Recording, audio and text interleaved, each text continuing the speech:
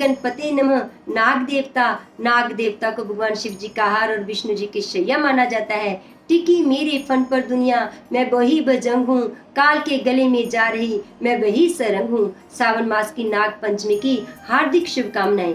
नमस्कार दोस्तों, हर हर महादेव। आज हम देवों के देव महादेव भगवान शिव जी के प्रिय सावन मास महात्म्य के 14वें अध्याय में नाग पंचमी की व्रत कथा, विधि और महिमा को जानेंगे। चलिए हम आपको सबसे पहले यह बता दें कि नाग पंचमी के दिन नागों की पूजा कैसे करनी चाहिए। नागों को हमेशा सबसे पहले दूध से स्नान कराना चाहिए। उसके बाद उन्हें कभी भी दूध नहीं पिलाना चाहिए, क्योंकि दूध पिलाने से उनके शरीर में जहर फैल जाता है और उनकी मृत्यु हो जाती है। इस प्रकार हमें पाप लग जाता है। हमेशा नागों को कच्चा दूध, घी, शक्कर मिलाकर पिलाना चाहिए। उसके बाद उनके प्रिय मंत्र ओम भुजंग विद्महे शर्पराजाय धीमहि तन्नो नाग प्रचोदयात्। उसके बाद वहीं पर बैठकर कथा पढ़ें और उनकी आरती करें। नाग देवता को सुगंध बहुत ही प्रिय है, इसलिए उनकी पूजा चंदन और फूलों से करनी चाहिए। इस प्रकार पूजा करने से हमें विशेष फल की प्राप्ति होती है। उस दिन नागों की पूजा भगवान शिव जी के साथ अवश्य ही करनी चाहिए। चलिए शुरू करते हैं सावन मास महात्म्य का 14वां अध्याय। सभी प्रेम से बोलिए हर हर महादेव। भगवान शिव ने ब्रह्मपुत्र संत कुमार से कहा, अब मैं तुम्हें सावन मास की शुक्ल पंचमी को किए जाने वाले व्रत नाग पंचमी के बारे में बताता हूँ। इसे ध्यान पूर्वक सुने। साधक को चाहिए वह एक दिन चतुर्थी वाले दिन एक समय भोजन ले।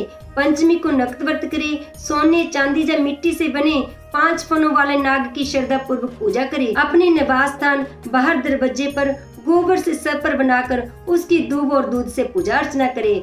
सुगंधित फल फूल धूप नैवेद्य से पूजा अर्चना करे। ब्राह्मणों को भोजन में खीर का भोग लगाए। 11 प्रकार के नाग, तक्षक नाग, शंखपाल, वासुकी, शेषनाग, पद्मनाग आदि नागों को हल्दी एवं चंदन से दीवार पर बनवाकर तथा नाग माता कुर्दू को भी अंकित कर पुष्पों से पूजा करनी चाहिए। पूजन के पश्चात घी और खांड मिलाकर उनको दूध पिलाना चाहिए। उस दिन लोहे की कढ़ाई में पकवान बनाने वर्जित हैं। गेहूं और दूध की खीर बनाकर भुने चने, दान का लावा और भुने जौ नागों को देने चाहिए एवं स्वयं भी उपरोक्त वस्तुओं का भोजन करना चाहिए। परिवार वालों को भी भोजन में ये वस्तुएं देनी चाहिए। सांपों की बावी के पास गान वाद्य द्वारा नाग पंचमी का उत्सव मनाना चाहिए। ऐसे करने वाले मनुष्यों को जीवन भर कभी भी सर्प डसने का डर नहीं रहता। सर्प के दर्शन करने से ही मनुष्य अधोगति को प्राप्त होता है। सर्प तमोगुणी होता है। विधि पूर्वक ब्राह्मणों सहित नाग का निर्माण कर पूजा करनी चाहिए। इस तरह 12 महीनों की शुक्ल पक्ष की पंचमी का व्रत करना चाहिए। वर्ष की समाप्ति पर शुक्ल पक्ष पंचमी को फिर से नागों का पूजन करना चाहिए। श्री नारायण जो कण कण में स्थित हैं, सभी वस्तुओं को प्रदान करने की क्षमता रखते हैं। जो अपराजित हैं, उनका स्मरण कर निम्न वचन कहने चाहिए। हे प्रभु, मेरे वंश में हमारे पूर्वजों में से जो भी सर्प के दंश से अधिगति को प्राप्त हुई हैं, वे इस व्रत से तथा दान से मुक्ति को प्राप्त हो जाएं। इस प्रकार आचरण कर सफेद चंदन युक्त चावल के पानी को भक्ति पूर्वक वासुदेव श्री कृष्ण के निमित्त जल में छोड़ देना चाहिए। इस प्रकार व्रत, पूजा और दान से साधक के वंश में सर्पदंश के कारण मरे होंगे जब भविष्य में मरने वाले होंगे।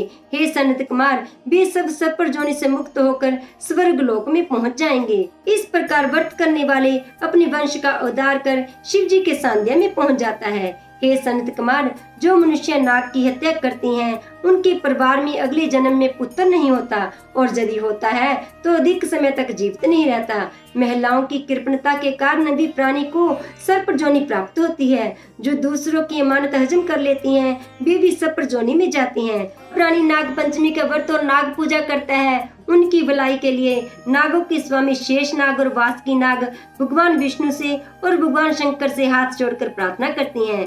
शेष नाग और वासुकी नाग की प्रार्थना पर भगवान विष्णु और भगवान शंकर उन लोगों की सभी मनोकामनाएं पूर्ण करती हैं जो प्राणी नागलोक में अनेक तरह के भोगों को भोग कर वैकुंठ लोक में जाते हैं। प्रकार स्कंद पुराण के अंतर्गत सावन मास महात्म्य के 14वें अध्याय में नाग पंचमी की व्रत कथा पूर्ण हुई। अंत में बस यही कहना चाहूंगी, शिव ही हमारे स्वामी है, उन्हीं के चरणों में हमारी आस्था का परम धाम है। अगर आपको यह अध्याय अच्छा लगा हो तो इसे ज्यादा से ज्यादा शेयर करें। अगर आपके माध्यम से कोई कथा को सुनता है तो आप भी पुण्य के भागी बनते हैं। अगर आपको इस चैनल की वीडियोज अच्छी लगती हैं तो चैनल को सब्सक्राइब करें और कमेंट बॉक्स में हर हर महादेव अवश्य लिखें। मिलती है एक और अध्याय के साथ।